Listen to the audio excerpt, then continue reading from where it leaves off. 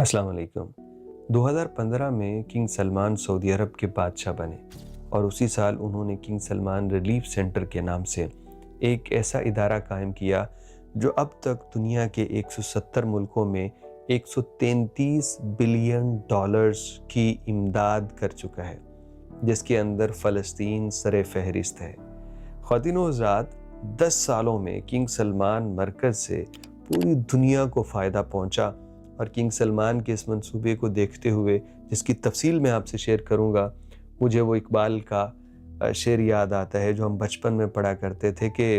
हो मेरा काम गरीबों की हिमायत करना, दर्दमंदों से ज़ईफ़ों से मोहब्बत करना। तो किंग सलमान जो इस वक्त समझ लीजिए कि शायद इस साल उनके मुतालिक कोई ऐसी खबर सुनने को मिल जाए जो आखिरी खबर हो, अलालत में हैं, बीमार रहते हैं, कुछ भी हो सकता है, बुजुर्ग हो चुके हैं, लेकिन क्या शानदार काम कर गए कि पूरी दुनिया में वो एक हैरान कुन तरीके से लोगों तक पहुंच रहे हैं। हम इब्तदा करेंगे फ़लस्तीन से कि उन्होंने फ़लस्तीन के ऊपर अभी जो हालिया जो गज़ा के ऊपर आया मसला, इसमें तकरीबन 5 बिलियन डॉलर के करीब इमदाद अभी तक उन्होंने पहुंचा दी, जिसके अंदर बहरी जहाज़ थे, हवाई जहाज़ थे और सामान पहुंचाया। क्योंकि डायरेक्ट वहाँ तक रसाई नहीं थी सऊदी अरब की फ़लस्तीन तक, क्योंकि इसराइल को तस्लीम नहीं करते, तो कुछ सामान जॉर्डन भेजा, कुछ मिस्र भेजा और इन रास्तों से उन्होंने गज़ा तक इमदाद पहुंचाई जितना वो कर सकते थे। अभी तक सऊदी अरब जो है वो एम्बुलेंसेस, स्कूल, टेंट, खुराक और हर एक चीज़ वहाँ पहुँचा रहा है जिस हद तक वो पहुँचा सकता है। इसके बाद बात करें तो पूरी दुनिया में ये जो 133 बिलियन डॉलर अब तक किंग सलमान सेंटर ने खर्च किए हैं, इसके अंदर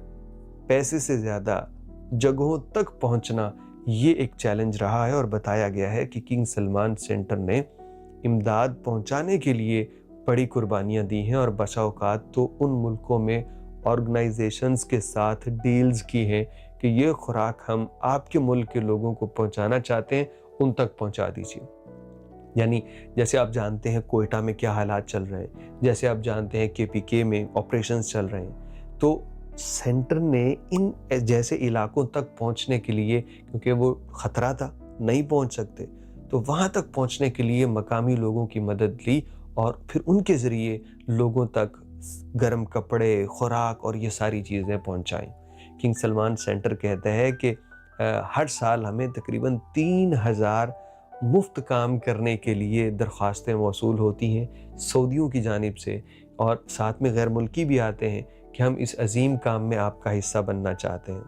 किंग सलमान सेंटर न सिर्फ बैरून मुल्क में बल्कि लाखों पनाह गुज़ीनों को अपने मुल्क में मेहमानों का दर्जा दे के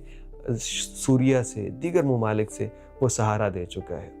किंग सलमान सेंटर जब भी किसी मुसलमान मुल्क पे कोई मुश्किल वक्त आया तो वो लब्बैक कहा। उसने अपनी तारीख़ को, जो कि तारीख़ हमें याद रखती है, जब पाकिस्तान का एटमी प्रोग्राम था दुनिया ने हाथ खड़े कर लिए, कोई पैसा नहीं था कहीं से और ज़रूरी था पैसा,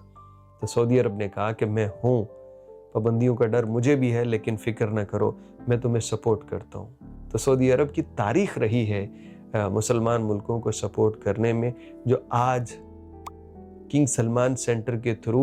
वो मुसलमान का फ़र्क भी ख़त्म हो गया और बिला तफरीक पूरी दुनिया में इस सेंटर ने अपनी इमदाद पहुंचाई है। आप ज़रा सोच के देखिए,